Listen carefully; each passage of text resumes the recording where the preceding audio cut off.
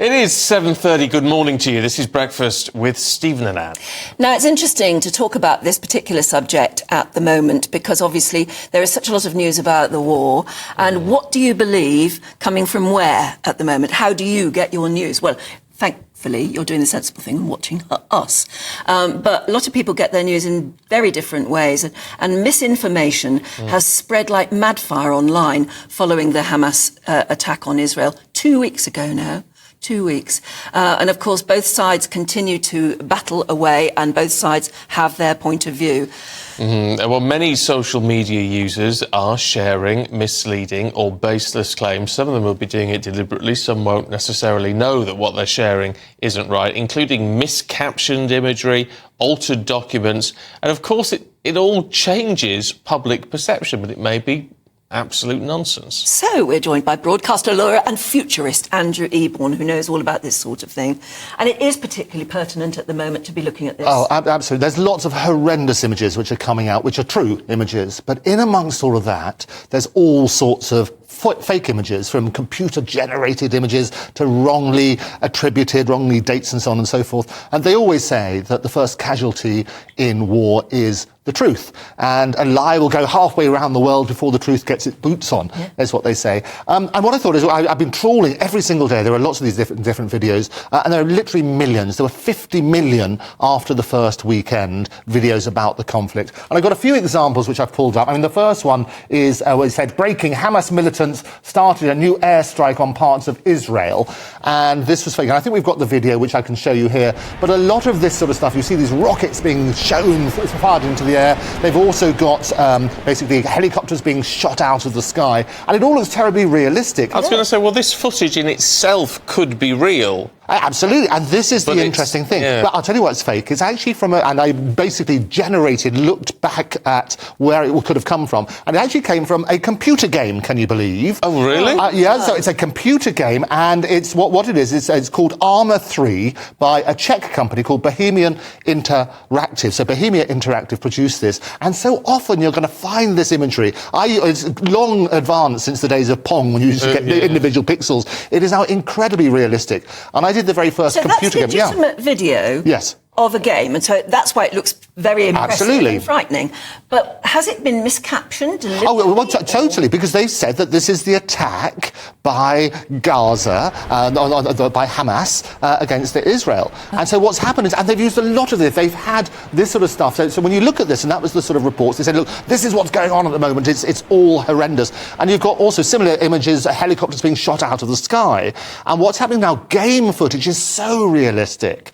You can get completely confused on that sort of stuff. And gamers, what they do, they basically record their footage, and that's how you can tell. Just check the date, check who's actually posted it, and so on and so forth. We've also had another example of what's happened, where you've got sort of fireworks going on in the sky. I think we've got that sort of video as well, which we can show you. Here we go. So if you have a look at this sort of thing, which is, again, fake news, what this was not Gaza at all, but it got 1.2 million views, and it's a video from 2020, when an Algerian football club won the league. Can you believe it? And again, people have used that purposed video. And what are they saying? That it's Gaza? They're saying it's Gaza. Saying that, exactly. They're sort of turning around and saying, oh, they're celebrating this sort of stuff. So all of this is being peddled. And the problem is people don't check what happens.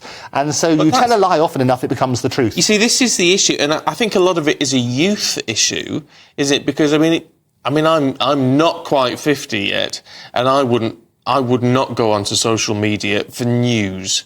But if young people view it all differently, and they just seem to accept what they're shown. Yeah, well, Mark Twain originally said, if you don't read the newspaper, you're uninformed. If you read it, you're misinformed. Yeah. Well, never has it been more true. We're living in a very diseased information age. And I think what happens, the last time I talked to you about children in cages, and it turned out that wasn't true footage at all. But there's another horrendous example, and which we've got at the moment, which I think we can show you. And this originally sort of captioned that it was a kidnapped Jewish girl. She was taken to Gaza, and the caption reads, if you look at this, a lost girl, and she's tiny. And when I first saw this, the hairs on my arm stood up, because it looks absolutely horrendous. And they say, look, this is what we're fighting against. So people have posted that.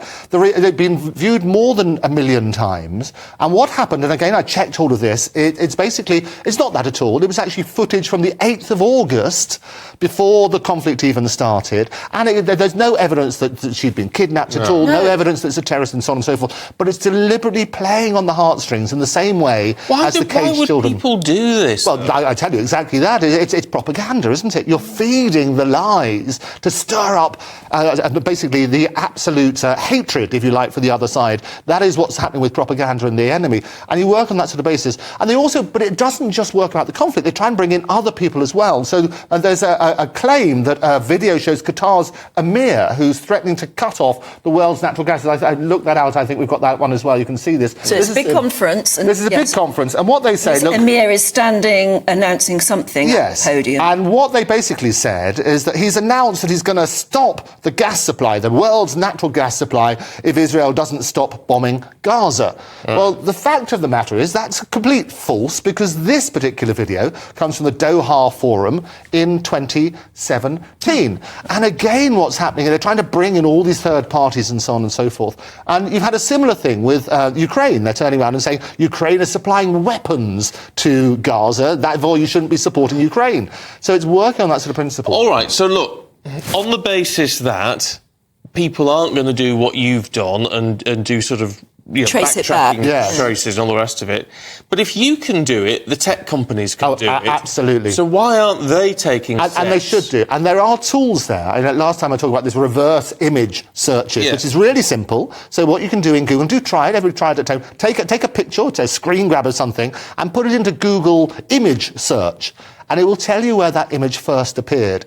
I would also say to everybody, question everything, because the reality is we're drowning in a sea of misinformation. So the video clip we saw of the little tiny girl who you could look at that and say this is a refugee, somebody who's lost their parents in a recent bombing attack, and your sympathy immediately goes out because she looks like a lost little girl.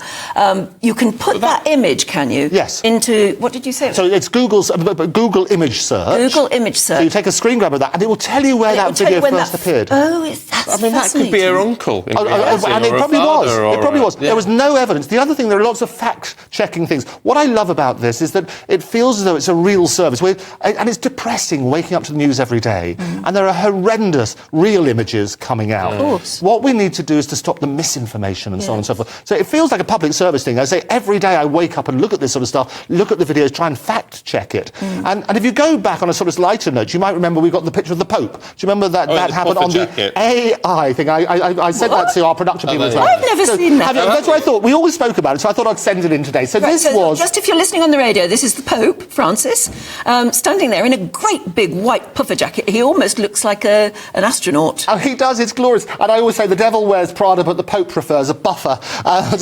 So you work on that sort of basis. But it was AI generated. And some of the clues as to how you can work that out, they're not very good on AI generated images about things like fingers and so on and so forth. But we've also got another example with Trump being arrested. Now, it's not too far from the truth, but this was a couple of the photos, so we can just show those photos as well. So this is Trump. So you have a look here. Again, it's fake. I would emphasise that. But you've got Trump in the middle. But you can see that some of the faces are a bit blurry. His hair is a little bit blurry. So what's happening is the fake image is not perfect yet. It will get better. Yes. And we've got another one as well of Trump as well. You can have a look. I mean, that was Trump being manhandled by police. By the look of it. It looks like... And here he is again. Here he is again being arrested. But you can tell that's fake because if you look at the neck, for example, so there are tiny details. The lighting's all wrong, isn't it? The lighting's all wrong as well. So question it, if you have a look at that sort of sign, what's interesting, there are different ways that AI is being used. Artificial intelligence can be used to... I've just been down in Cannes at the TV festival where I was presenting the drama awards I have, thank you. But we were talking about artificial intelligence, which is front and centre of the actors' strike, front and centre of the writers' strike, because it can recreate anything. And the worrying thing is, the worst thing is audio. because audio is almost impossible to tell what could have happened. And there's all sorts of things which are elections being rigged. You've had leaders of all sides of the parties work on that basis. Images, as I say, and videos, you can tell, look for little discrepancies. And every time that we do this, we try and give you extra tips and examples. Lovely stuff. Andrew, we've got to leave it there, but good to see you. Thanks very much indeed.